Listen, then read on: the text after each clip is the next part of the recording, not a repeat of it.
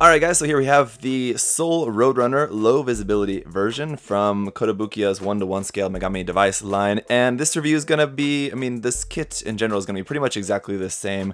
Like all the key points are going to be exactly the same as the Soul Hornet, which I previously reviewed, so do make sure you check out that review as well if you're interested in these kits, interested in the line. I'm going to skip over kind of the main points and bits of articulation, all that I talked about in that kit and in that review, and just kind of focus on just kind of what's new or different about this particular version. But anyway, they're both excellent kits, and just want to say another big thank you to USA Gundam Store for sponsoring this review. And that's another thing that I do want to clear up, because some people were asking in the unboxing and review videos for the Hornet, they were wondering if USA Gundam Store was going to be carrying this particular kit, or kind of what the deal is going with that, how we can get this low visibility version of it. This is the, just once again, this is the low visibility version of it, which means that it's just in a little bit different colors, basically. Well, the colors are quite different, but there's not any difference in terms of what you actually get in terms of parts with the kits. So the low visibility version, actually I didn't know this, but you guys let me know, so thank you for that. It was actually a Kotobukiya web shop exclusive, so kind of similar to like a P Bandai kit that we're used to with Gunpla.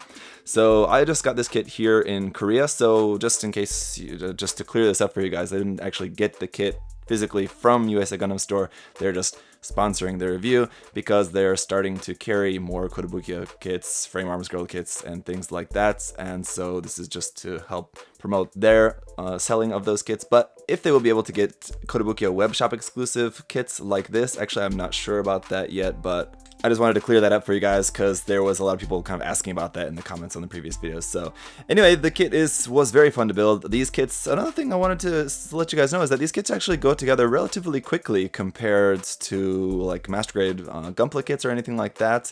They look really complex and they look really detailed and everything, and that's great, and that's what I love about them, but they actually don't really take all that really long to put together, and you do get a really nice look for these just straight out the box like this. Of course, they're gonna look better painted like anything, and like removing some of the seam lines on there, which there are some here and there, but even just straight out of the box, these do look quite nice, all the colors, everything, because you have lots of little parts and little details and everything like that, which gives you some really nice color separation. So whether you do like to fully paint your kits or just snap them together and be done with it, I think you'll be pretty pleased with the end results of this. Although another concern that I saw raised by quite a few people in the comments was that these are more pricey. Of course, they're expensive for what you get. There's plenty of reasons for that. I won't really get into it, but just know that if you like what you see in the kit and you can justify spending the amounts for it, then I don't think you'll be disappointed with it. They're very enjoyable kits. But that's another thing to keep in mind too, is just that they are more so model kits than they are like durable model kits, almost verging on toys that you get with Bandai's Gunpla kits. So they are going to be a little bit more fragile. You have some parts that you'll have to glue in place. You'll have some really delicate parts. You got to be careful with them, but just keep that in mind. Okay, so next, just aside from what you can see on the kit, I want to run through all the other stuff that we have included in the box. So first we have just the Y runner here, which is extra parts for the hip joint as well as for the wrist joints. Now these are replacement parts. The parts in the kit are ABS plastic. These are POM plastic. It's a little bit different and a little bit more stronger, so you can use that if you want. And then we have our beautiful sheet of waterslide decals, tons of markings here, mostly white, a few orange ones there as well, a couple of black ones, these kind of Megami device logo markings there, very cool. And then replacement ones for the eyes if you're going to paint that.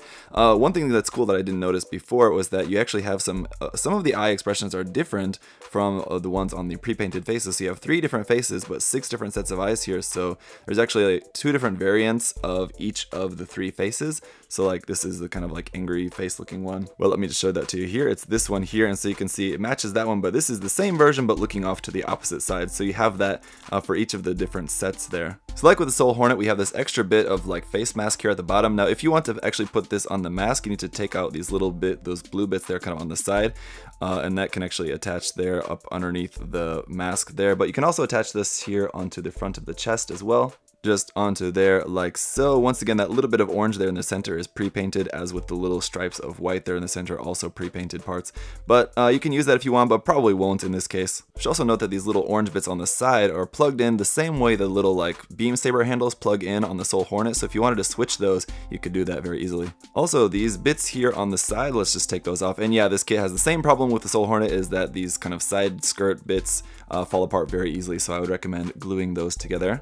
But anyway, once you remove these 2 bits there from the side, we have this extra part, which is kind of a handle and holder piece for that. You can plug these on here and it forms a kind of shield like this. So there's a kind of shield and then this handle for you to just be able to hold that in the hand. And there's also a second handle here for the right side, so whether you want to hold this on the left or the right side, you can choose. You have a separate handle for each of those. Personally, I'm not really too keen on this as a shield. It looks pretty okay, but just this front part just looks kind of unsightly. It looks just kind of boring, plain this big chunk of plastic there. Also, you notice for the parts that are in this kind of molded silver plastic, the nub marks are very easily seen, so if you're not going to paint the kit, you might want to at least think about just painting the silver parts. And then for our main weapon for the kit, we have this really cool, like, I guess it would be sort of like a beam pistol sort of weapon with this very, very cool sword weapon attached onto the bottom of that. Really nice clear orange part for that. You guys saw in the Soul Hornet review that if you're combining the kits, you can actually take this apart and you'll combine this up underneath the bottom of the Soul Hornet's rifle, and that looks really cool as well. If you want to just use just the pistol like that just by itself, you can do that as well. You also have these like holster connector parts, and these will attach onto the side skirt, and then you can store the weapon on the side skirt. Now the only thing is that you can't store that with the blade part attached, so you have to take that off. And if you wanted, you could just then store this on here like that onto the side skirt if you wanted. Now I know I'm using a lot of Gunpla terminology for this, so forgive me for that. I'm just trying to use what words I think will make sense for you guys. So anyway, I hope you can at least just get the idea what I'm talking about. So let's talk about the face options we have for this. I'll just remove the top of the helmet there for a moment so you can see that. So we have this one face, which is kind of like, I think as I described it in the unboxing as a drunk face.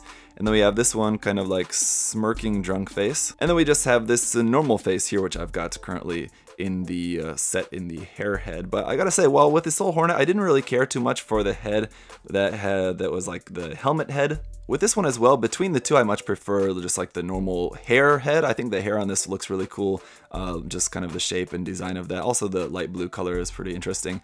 This one, I actually really quite like the helmet head as well. And it just sounds really weird the way I'm describing this, but anyway, you guys get what I mean. This helmet, I think, is definitely much more cool, more interesting looking than with the Soul Hornet. But anyway, we've got a bunch of different hand options for the kit. There's just kind of open resting hands, as well as some open expressive hands like this. Now, all of these you have for the left and the right side both. We have just some closed fists, like so, and then two different style of weapon holding hands. One is just kind of a normal holding hand with a trigger finger just slightly extended, and then a more extended trigger finger hand for kind of gun weapons.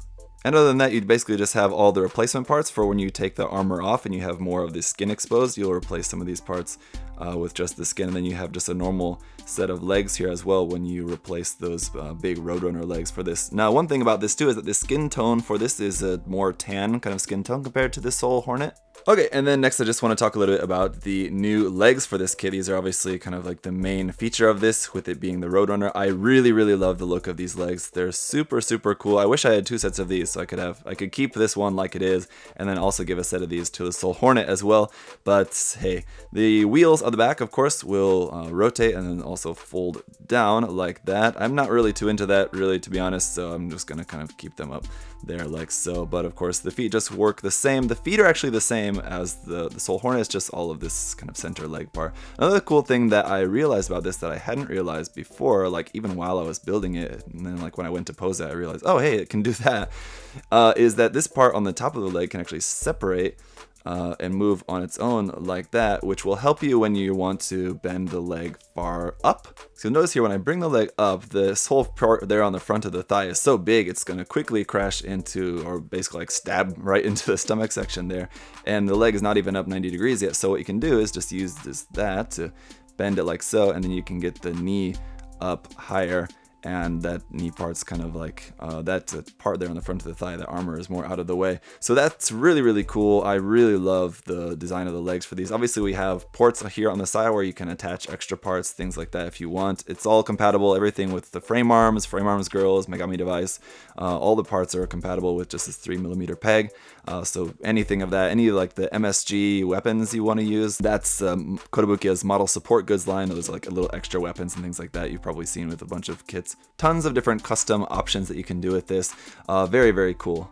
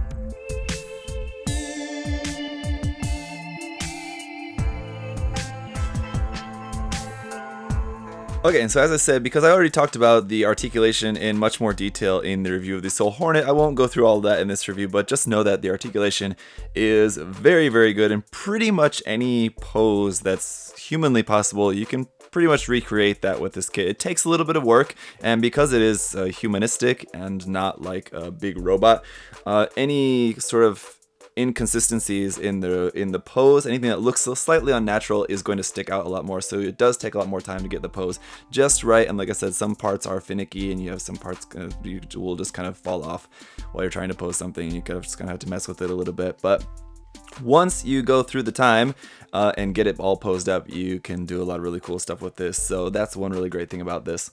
Okay, and another thing I did want to show you guys in this review is a size comparison. I didn't do that in the review of the Soul Hornet. So here's a look at the Megami Device kit next to a Frame Arms Girl kit, Frame Arms Girl stylet, as well as a 1/100 scale Master Grade Hazel Gundam there. So you can see the Megami Device kit is surely the smallest, even slightly smaller than Frame Arms Girl. Actually, I just kind of, in my mind, I just kind of connected them as being pretty much the same size, and they are very close, but and I don't know among the Frame Arms Girls kits actually if there is much variation in the height of them. I'm just assuming they're all going to be probably about the same size as the stylet, but at least compared to the stylet, the Megami Device kits are slightly smaller in their stature and just kind of the overall size of everything. Everything is just kind of just a little bit smaller. So there's something to just keep in mind if you are going to be planning on mixing and matching things. Some of the proportions might not actually match up between them. Of course, everything like option parts, everything like I said that's using that 3mm size connection point, that will all be able to be mixed and matched. But if you're going to actually be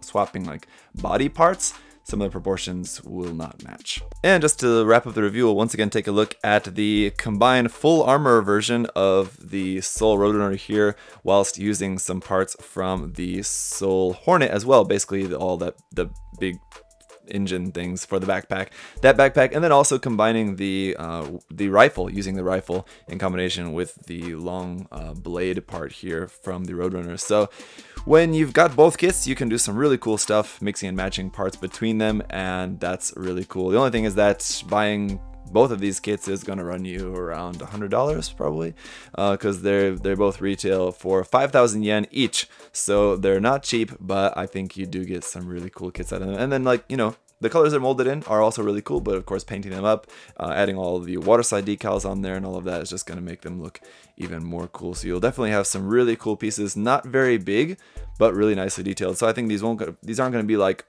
drawing everyone's attention on your shelf, but I think if like you're going to be taking a look at them, they're going to be some really, really cool looking kits. Again, if that's what you're into. A lot of people, I assume, just might not be into this sort of thing, and that's fair as well. But if you do like what you see here, again, guys, I think you'll be plenty happy with the kits. Very cool, very nicely detailed, and you can really do a lot with them. So that's pretty much it, guys, for the review. Once again, big thank you to USA Gundam Store for sponsoring this, guys.